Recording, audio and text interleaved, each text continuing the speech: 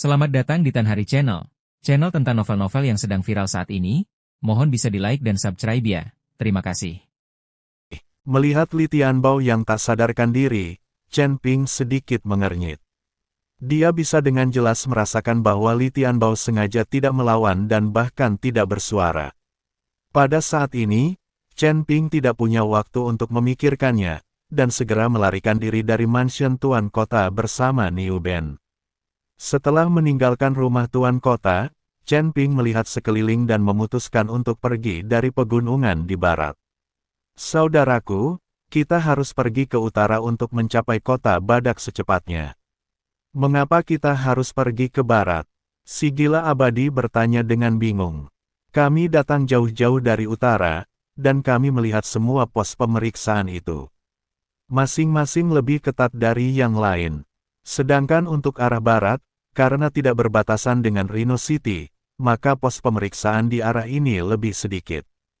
Chen Ping menjelaskan, sebenarnya, Chen Ping pergi ke barat karena dia ingin melihat pegunungan, untuk melihat siapa yang tinggal di kota kecil di pegunungan, dan untuk melihat apakah tebakannya benar.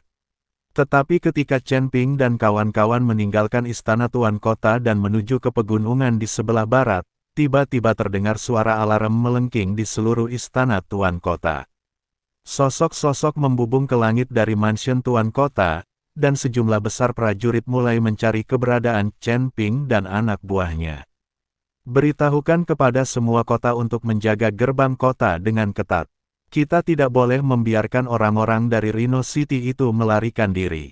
Xie Zong menatap Li Tianbao yang tak sadarkan diri dan meraung keras. Dia tidak menyangka bahwa Chen Ping dan anak buahnya berani menyelamatkan Niu Ben di wilayahnya sendiri. Bahkan jika mereka melarikan diri dari rumah Tuan Kota, mereka tidak dapat melarikan diri dari seluruh kota Feihu. Ada lusinan kota besar dan kecil di sekitarnya, dan mereka pasti tidak dapat melarikan diri meskipun mereka memiliki sayap. Mendengar bunyi alarm yang melengking, Chen Ping tahu bahwa dirinya telah terekspos. Pihak lain telah menyadari bahwa Niu Ben telah diselamatkan. Kita perlu mempercepat, kata Chen Ping. Feng Xian menggendong Niu Ben, dan mereka berempat berlari cepat ke arah barat di bawah cahaya bintang-bintang malam. Chen Ping memandangi bintang-bintang di langit, masing-masing bintang sangat terang. Chen Ping tahu bahwa bintang-bintang yang dilihatnya sekarang seharusnya merupakan dunia yang tak terhitung jumlahnya, dan bumi di dunia sekuler seharusnya menjadi salah satunya. Chen Ping dan anak buahnya berlari makin cepat dan tidak berani terbang di angkasa karena target terbangnya terlalu besar.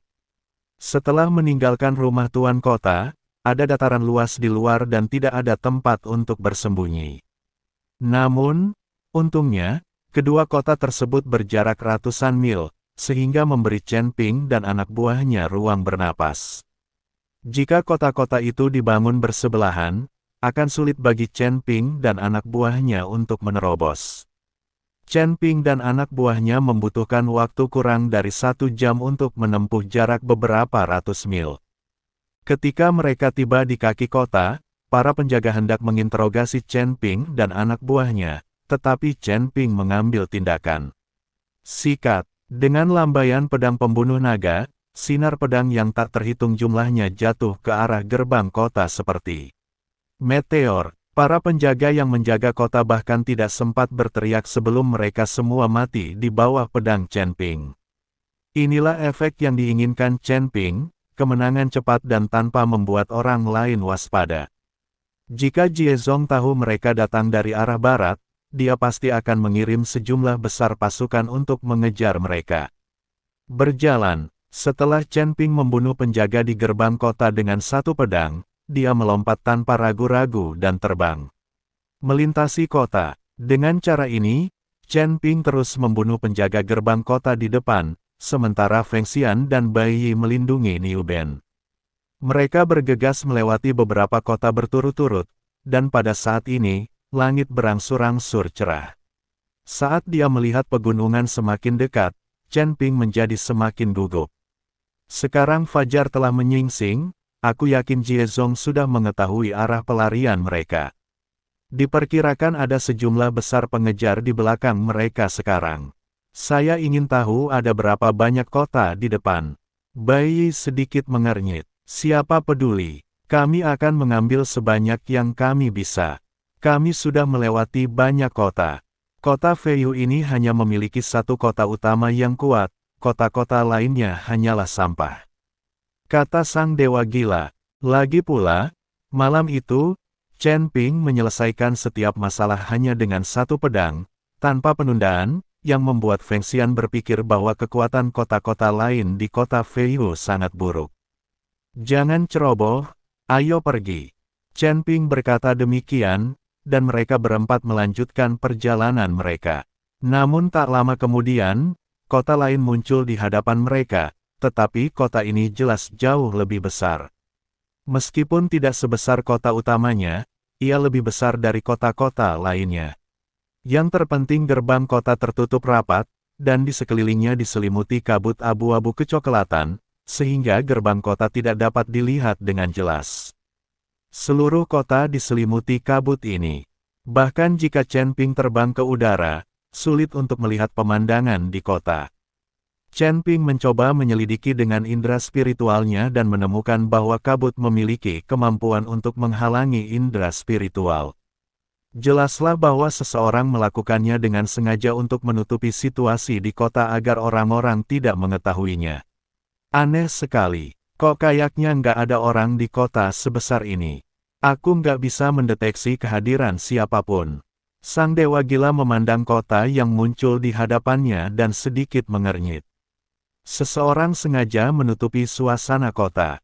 Tampaknya kota ini dianggap lebih penting di seluruh kota Flying Tiger.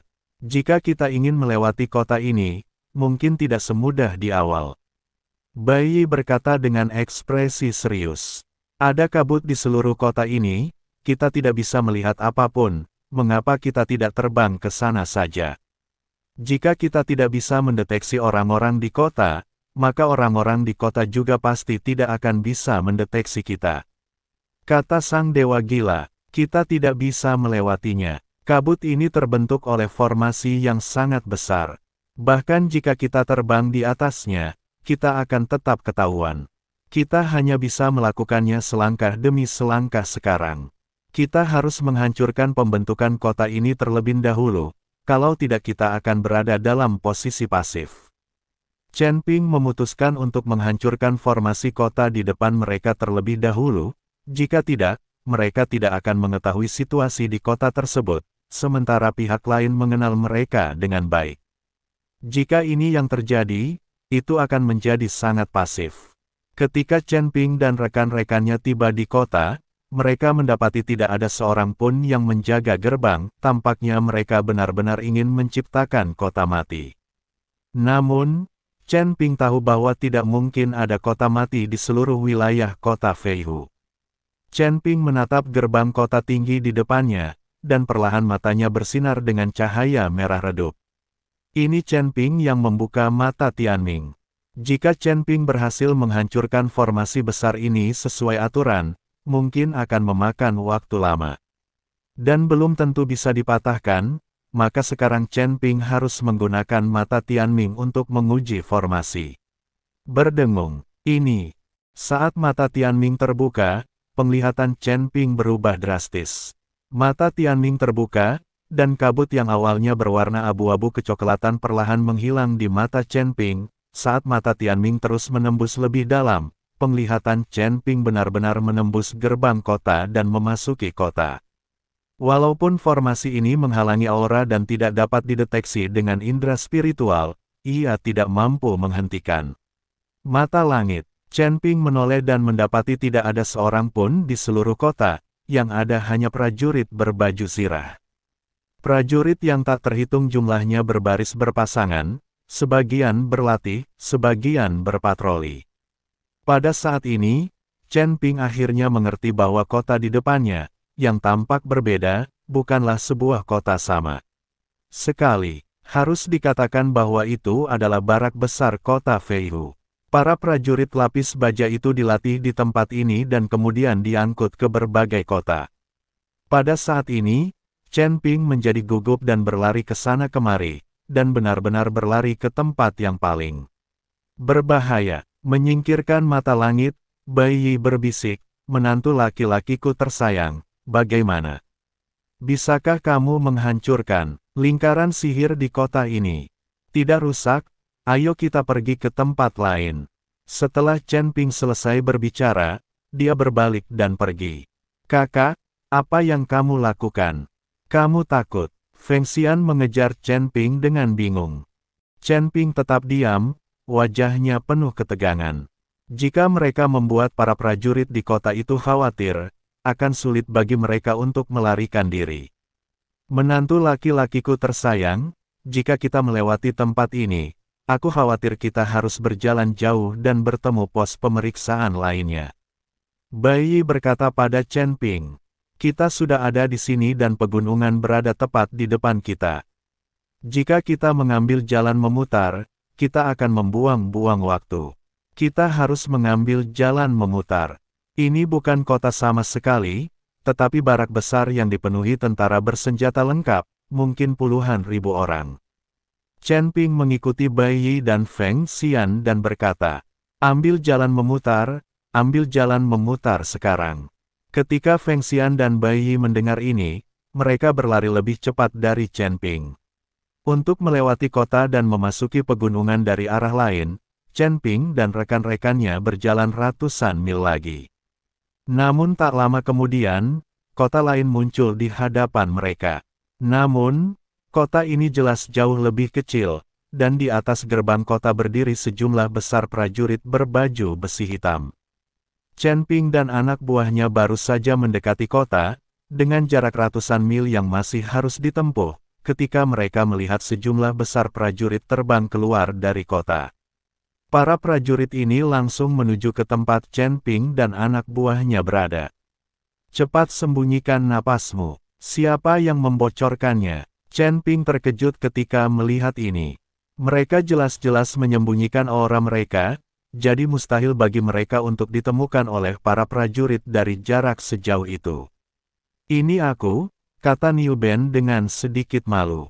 Ternyata orang ini sudah lama menyembunyikan auranya, namun kemampuannya kurang mumpuni, akhirnya auranya bocor.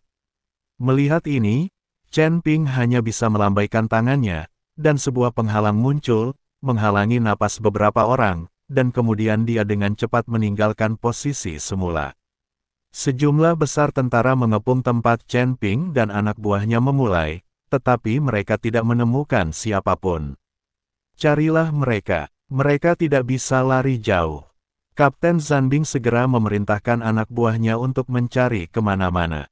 Chen Ping dan anak buahnya memanfaatkan fakta bahwa kota itu kosong dan mencoba untuk menyerbu kota dengan cepat.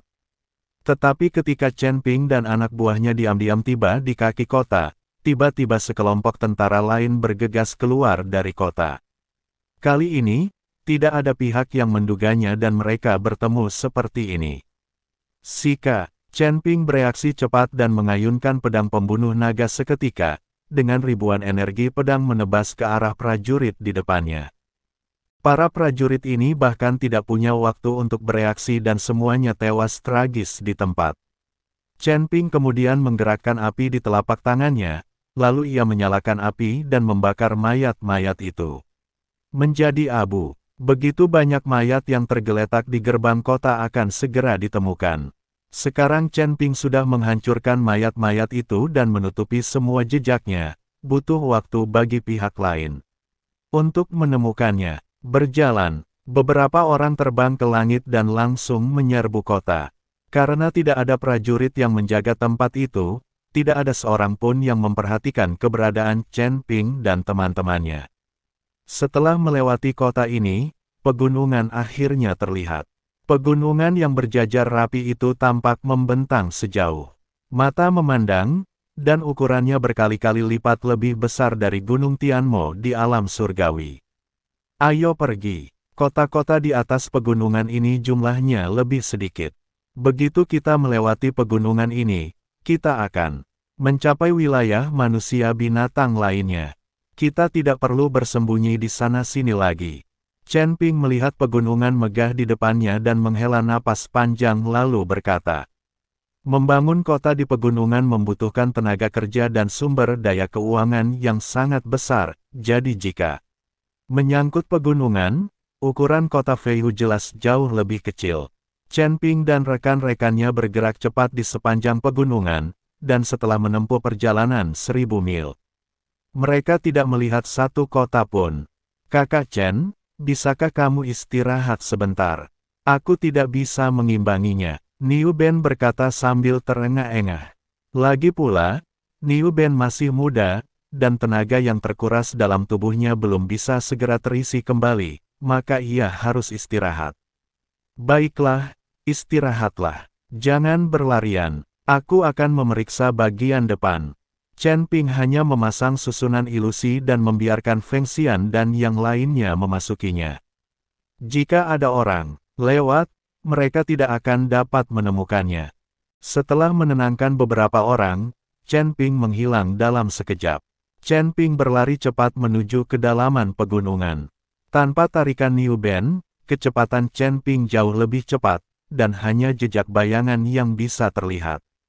Saat Chen Ping terus masuk lebih dalam ke pegunungan, dua kota segera muncul di depan matanya. Kedua kota ini mencakup hampir seluruh pegunungan, menghalangi jalan mendaki gunung. Hanya ada satu jalur antara kedua kota itu. Kedua kota ini seperti dua pintu. Setelah melihat pemandangan ini, Chen Ping semakin merasa bahwa kota kecil di gunung itu pasti luar biasa dan pasti ada orang penting di sana. Bahkan kota utama tempat Jie Chong berada tidak memiliki dua kota untuk menggemakan pertahanan, dan dua kota yang tiba-tiba muncul sekarang pasti melindungi kota kecil yang tampaknya tidak mencolok di pegunungan. Ada sejumlah besar prajurit yang berjaga di kedua kota ini, dan ada cakram besar di setiap gerbang kota. Chen Ping tidak tahu untuk apa itu digunakan. Tetapi jelas bahwa skala dan kekuatan kedua kota ini pasti lebih kuat daripada kota-kota lainnya. Yang paling penting adalah tidak ada jalan memutar dan mencapai puncak gunung. Apalagi banyak sekali prajurit yang berpatroli di kedua kota itu dan pertahanannya pun sangat ketat. Setelah mengamati sejenak, Chen Ping diam-diam mundur. Bagaimana, bisakah kita menyeberangi pegunungan dan mencapai daerah suku binatang lainnya? Melihat Chen Ping kembali, Bai Yi bertanya pada Chen Ping. Chen Ping menggelengkan kepalanya dengan serius dan berkata, ada dua kota yang menghalangi jalan di depan. Kita harus melewatinya. Kakak, tidak bisakah kita memutarinya? Sang Dewa Gila bertanya, tidak, kita harus bisa melewatinya. Jika kita tidak bisa melewatinya, kita hanya bisa kembali, dan kemudian kita pasti akan dikejar. Kata Chen Ping, menantuku tersayang, berapa skala kedua kota ini? Apakah mudah untuk dibobol? Bai Yi bertanya dengan khawatir setelah mendengar ini. Tidak mudah untuk menerobos masuk. Pasti ada puluhan ribu tentara di kedua kota ini. Sekarang kami hanya bisa berharap agar informasi mereka tidak berada di tempat yang salah dan kami dapat lolos begitu saja. Kata Chen Ping, lagi pula, mereka semua adalah manusia binatang, jadi wajar saja jika mereka keluar masuk gerbang kota. Tetapi Chen Ping khawatir berita mereka sudah disebarkan ke sini oleh Jie Song. Kalau begitu, mereka mungkin akan dikenali segera setelah mereka memperlihatkan kepalanya. Coba saja, dan bersiaplah untuk bertarung. Bai Yi mengangguk. Keempat pria itu berjalan menuju kedua kota itu.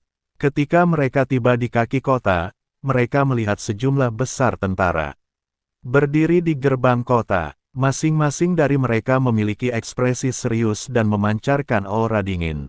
Chen Ping menarik napas dalam-dalam lalu berjalan menuju gerbang kota.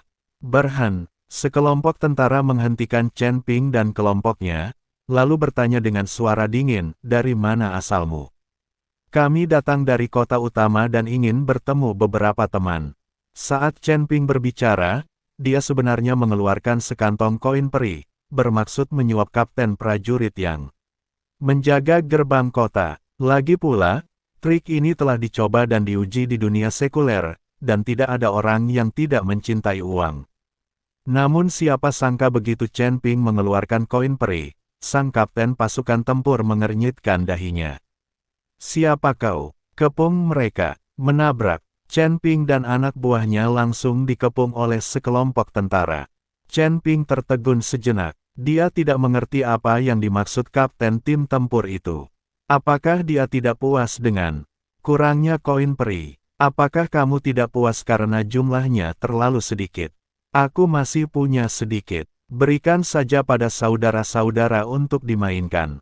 Chen Ping mengeluarkan sekantong koin peri lainnya. Kali ini kapten tim tempur tampak lebih marah. Kau mempermalukanku. Kau jelas bukan dari kota harimau terbang kami. Siapa kau? Kapten tim tempur langsung menghunus senjatanya. Saudaraku, tidak ada aturan seperti itu di suku binatang kita. Mengapa kamu memberiku hadiah? Bukankah ini tamparan? Di wajah. Ketika Feng Xian melihat tindakan Chen Ping, dia terdiam.